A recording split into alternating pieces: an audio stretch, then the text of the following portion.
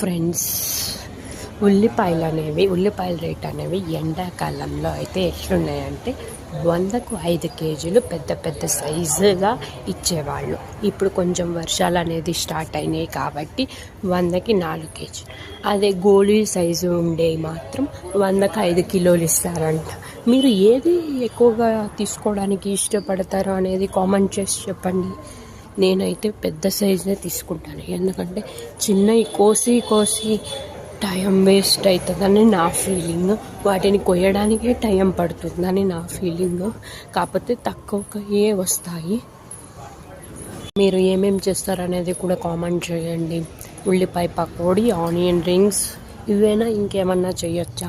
కూరలా అంటే ఉల్లిపాయ లేని కూర అంటూ ఏది ఉండదనుకోండి. స్నాక్స్ అయితే ఈ రెండేనా? మీకు ఇంకేమన్నా తెలుసుంటే కామెంట్ చేయండి. ఊరిలో ఎంత ఉల్లిపాయ అనేది కూడా